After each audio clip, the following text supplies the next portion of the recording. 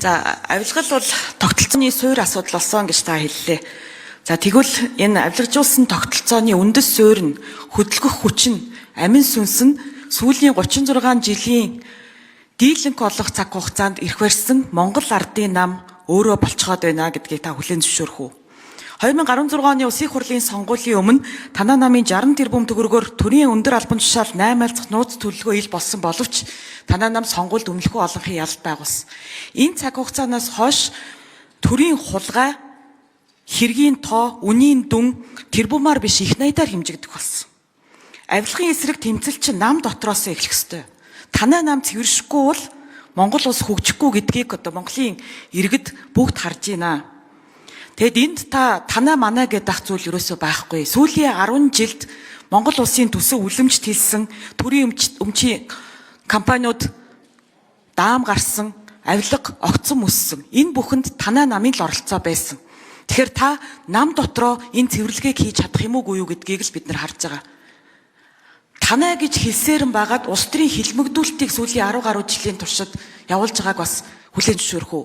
За танаа манаа гэж ярих нь бол зохимжгүй. Би түүнээс илүү системэл ярих хэрэгтэй.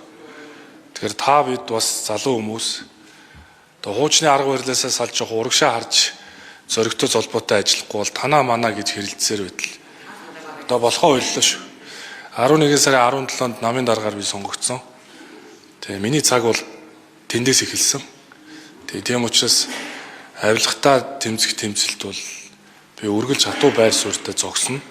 Танаа манаа гэдэг хэн байхгүй бүх нам цэвэрших ёстой.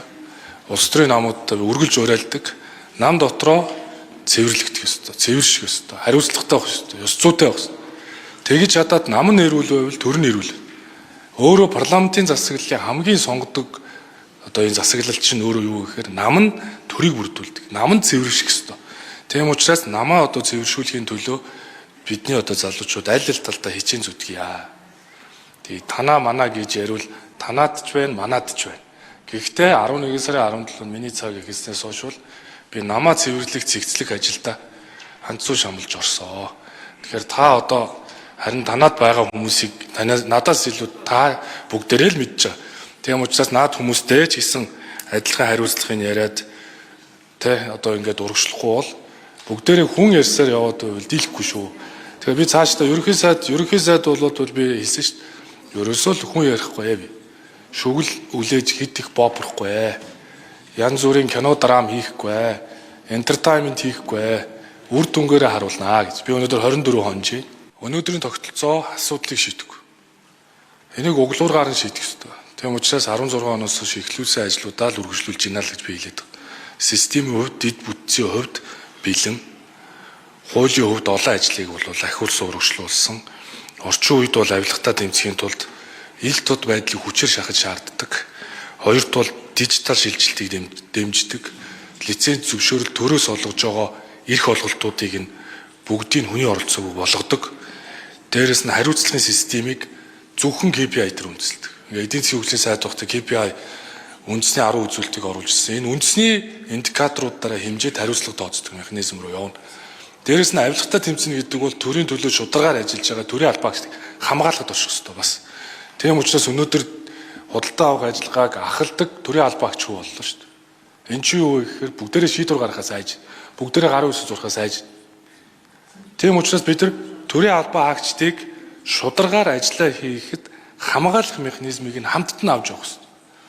Дээрээс нь бид нар энэ тендерийн хуулиндаа өөрчлөлт оруулах ёстой учраас их хурлын гишүүдийн хамтаар энэ тендерийн хуулийг боловсруулж ирснийг өргөн мэдүүлнэ.